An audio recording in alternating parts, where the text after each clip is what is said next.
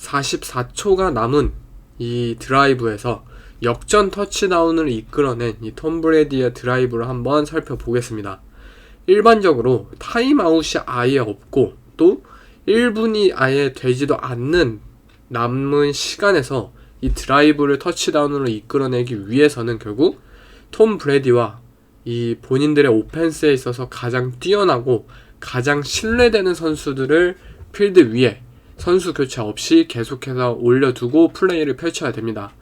결국 벅스가 택한 것은 10번 스카디 밀러라는 굉장히 빠르고 민첩한 유형의 리시버, 그리고 케이드 오튼, 안정적이고 적절한 이 톰 브레디의 심리적인 그런 보험 역할을 해줄 수 있는 타이트 엔드, 그리고 크리스 가드윈, 마이크 에반스, 그리고 레오나드 포르넷이 이렇게 5명이 계속해서 필드 위에서 플레이를 펼치게 되었습니다. 반면 이제 램스의 디펜스를 한번 살펴보면은, 램스는 우리가 계속해서 지적되었던 문제점으로 하나는 바로 이들의 이 오프 커버리지라고 해야 될까요? 필드 위에서 이 선수들을 프레스하지 않는 이 코너백과 리시버와의 거리가 굉장히 먼 그러한 유형의 안정적인 커버리지를 추구하는 팀입니다. 그러면서 투 하이 커버리지를 유지한 채 템파베이의 벅스의 이 상대 오펜스의 이 빅 플레이를 차단하는 그러한 의도로 이들은 플레이를 경기 내내 계속 보여주었고, 이들의 넘버원 코너백인 젤런 램지가 현재 슬롯의 위치에 있어요. 머니 라인베커 역할을 하는 현재 상황인데, 이 선수가 슬롯에 위치해 있다는 것은 이것이 결코 케이드 오튼과 현재 매치업이 예상이 되는 거죠. 이 선수가 결국 맨 커버리지를 펼치는 것이 아닌 존 커버리지 타입의 디펜스를 펼치는 것으로 톰 브레디는 예측을 할 수가 있는 상황이에요. 즉, 오케이, 너네 존 커버리지, 거기에다가 젤런 램지의 현재 위치가 이 넘버 2 리시버의 인사이드에 위치해 있어요. 이 말은 즉, 오케이, 램스의 디펜스 너네 쿼럴스 커버리지를 펼치는 것이 아니냐라는 것을 톰 브레디는 미리 알 수 있었던 것이죠. 이 44초가 남은 상황에서 오펜스는 결국 하나의 빅플레이를 걸 수밖에 없어요. 왜냐면 많은 야드, 60야드를 앞으로 전진해야 되는데 44야드 동안 짧은 패스만을 통해서 전진을 한다. 이것은 굉장히 무리가 있기 때문에 벅스는 여기서 이 4 버티컬이라는 디패싱 컨셉을 선보입니다. 첫 플레이에. 왜냐면 그 한 방을 통해서 빨리 야드를 전진해야지 다음 플레이에 대해서 안정적으로 계획을 본인들이 수립을 할 수 있기 때문이죠.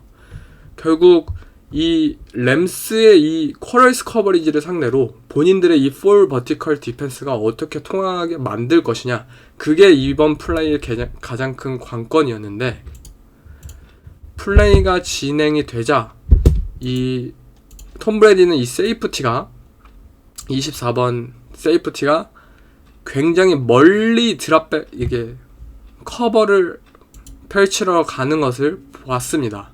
이 선수가 계속 이 쿼럴스 커버리지의 특징 중 하나인 이 넘버1 리시버와 넘버 2 리시버의 사이, 2분의 1을 이 사이로 가서 2&1이라고 하죠. 만약 이 넘버 2 슬롯 리시버가 버티컬 라우트를 타면 이 세이프티는 슬롯 리시버를 따라가고, 아니 만약에 이 아웃사이드 리시버가 버티컬 라우트를 타면은 이 세이프티는 이 넘버1 리시버를 커버해야 하는 그런 역할을 가지고 있어요. 이 상황에서 세이프티는 결국 크게 셔플을 하게 되고, 이 젤런 램지의 역할은 바로 이 플랫 존을 커버하는 거예요. 즉, 이 타이트 엔드가 비록 버티컬 라우트를 타긴 하지만 이 선수가 해야 될 것은 타이트 엔드를 끝까지 커버할 필요는 없다는 거죠. 결국 이 타이트 엔드를 커버해야 되는 것은 24번인데, 이 24번은 바로 이 스카티 밀러라는 리시버의 존재, 굉장히 빠르고 민첩하고 이 선수가 딥볼 능력에 있어서 톰 브레디와 좋은 시너지를 가지고 있다는 것을 알고 있기 때문에 이 선수의 이 딥 라우트 능력 때문에 이 세이프티는 더 깊게 포진해서 이 넘버1 리시버를 좀 의식할 수밖에 없는 상황이에요. 결국 타이트엔드에게 기회가 열렸고 톰 브레디는 이것을 놓치지 않죠.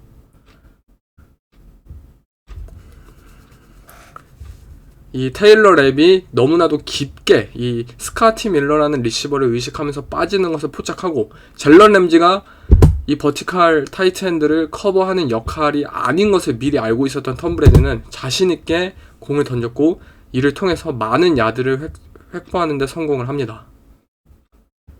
바로 다음 플레이에서도 이어지는데 뭐 30초 남은 상황이죠. 여기서 스파이크를 하고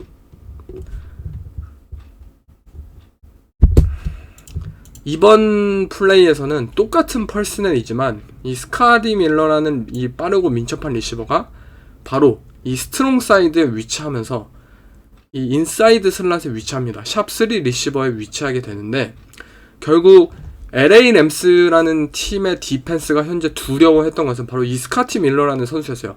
이 선수가 만약 뭐 딥 라우트를 통해서 한 방에 득점을 펼치는 것을 LA 램스의 디펜스는 굉장히 의식하고 있었고 톰 브레디는 첫 번째 플레이를 통해서 램스의 디펜스가 무서워하는 것을 알았어요. 결국 이번 플레이에서 램스의 디펜스는 이 윅사이드 세이프티가 이 샵3 리시버를 커버하게 되는 이 포치 커버리지를 일종의 포치 커버리지를 사용하게 되었고 즉 이 타이트엔드와 런닝백이 있는 이 윅사이드 필드에는 좀 필드에 빈 공간이 많이 보이게 되었고 톰 브레디는 이 안정적인 짧은 패스를 통해서 이 레오나드 포넷에게 공을 메이킹 시킵니다.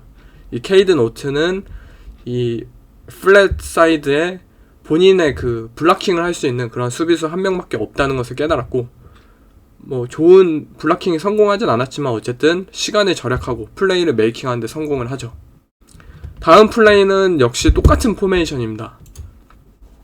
스카티 밀러, 그리고 케이드 오튼, 그리고 크리스 가딘, 마이크 에반스, 레오나드 포넷이 오른쪽에 위치해 있어요. 첫 번째 플레이와 완전히 똑같은 상황입니다. 이 상황에서 램스의 디펜스도 변함이 없어요. 젤런 램지가 계속해서 슬롯에 위치해 있고 하지만 벅스는 이번에 변화구를 주죠. 똑같이 테일러 랩이라는 이 세이프티는 깊게 포지션을 두고 해왔고 왜냐 스카티 밀러가 이렇게 딥라우트를 타는 것을 방지하기 위해서 또는 이번에는 이 케이든 오튼이라는 선수가 이 심라우트를 타는 것을 좀 커버 쳐주기 위해서 더욱더 깊게 커버리지를 펼칠 수밖에 없었지만 이번에는 스카티 밀러가 히치라우트를 타요. 왜냐 이미 톰 브레디는 이 램스의 디펜스가 이 스카티 밀러라는 선수를 너무나도 그의 빠른 스피드를 두려워하는 것을 깨닫고 있었어요. 그렇게 코너백은 더욱더 공격적으로 플레이할 수 없이 좀 더 수동적인 플레이를 펼칠 수밖에 없었고 그에 따라 이들은 히치라우트를 완벽하게 성공시킵니다. 톰 브레디를 이 패스를 보면 오픈이 되지도 않았는데 그냥 확신하고 미리 던집니다. 어떻게 플레이가 펼쳐질지 미리 알고 있었던 것이죠. 램스의 디펜스가 계속 수동적인 모습을 확인하는 거죠.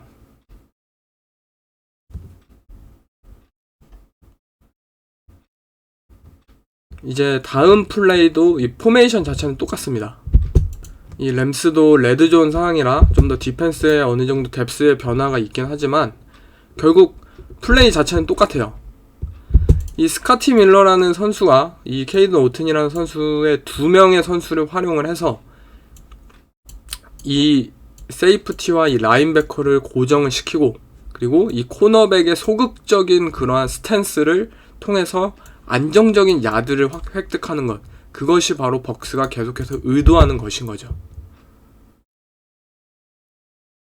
그리고 스카티 밀러가 뭐 젤런 램지가 있음에도 불구하고 뭐 프레스 커버리지나 이러한 테크닉을 전혀 사용하지 않는 램스의 디펜스죠. 톰 브레디는 계속 알고 있어요. 램스의 디펜스가 어떻게 나올지를 말이죠.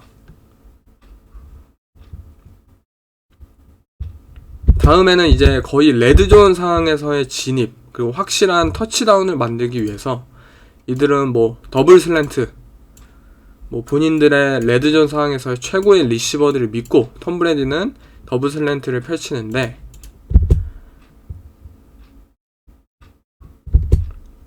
이 상황에서 이제 세이프티가 여기 크리스 가딘을 커버하러 빠지게 되자 결국 이 공간이 열리게 되는데, 물론 램스의 이 선수가 커버를 하는데 굉장히 좋은 역할을 했어요. 뭐 이 선수를 끝까지 따라가지 않고 마이크 에반스를 보는데 성공을 했죠. 하지만 이 플레이는 결국 코너백의 아쉬운 테크닉을 통해서 이 DPI가 페널티가 나오게 되었고, 이는 결국 1야드까지의 전진을 의미하게 됩니다.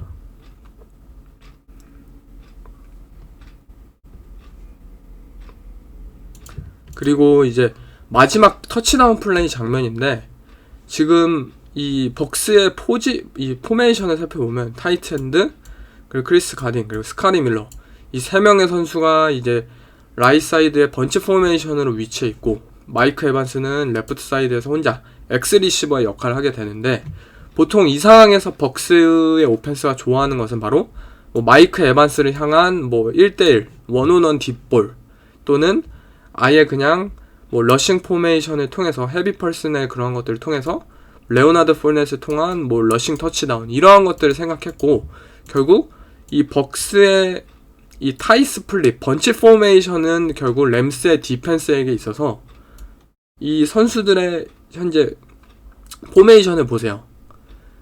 이 벅스의 오펜스의 선수들이 굉장히 타이트하게 서로 붙어있고 3명의 선수가 이 좁은 공간에 몰려있다 보니까 램스의 디펜더 수비수들조차도 똑같이 행동을 할 수밖에 없어요. 이러한 상황에서 램스는 이제 플레이 액션 페이크를 주었고, 레오나드 포 공을 주는 척 했고, 램스의 디펜스는 결국 갈 수밖에 없어요. 왜냐? 이 14번과 10번의 선수들이 이 왼쪽으로 블락킹을 하는 것처럼 마치 움직이다 보니까 이 뭐 세이프티나 이러한 선수들도 아 이거 블락인가 이거 러싱인가 하고 착각을 하고 이렇게 이동을 할 수밖에 없죠. 하지만 결국 이것은 타이트 핸드를 이용한 플레이 액션 패스였고, 톰 브레디는 가볍게 터치다운에 성공을 합니다. 여기서 이 혼돈을 한번 봤으면 좋겠어요. 블락킹을 마치 하는 것처럼 보이고, 결국 이 런닝백에게 이 선수들의 눈이 집중될 수밖에 없으니까 이 타이트 핸드의 이 페이크 블락은 결국 성공을 하게 됩니다.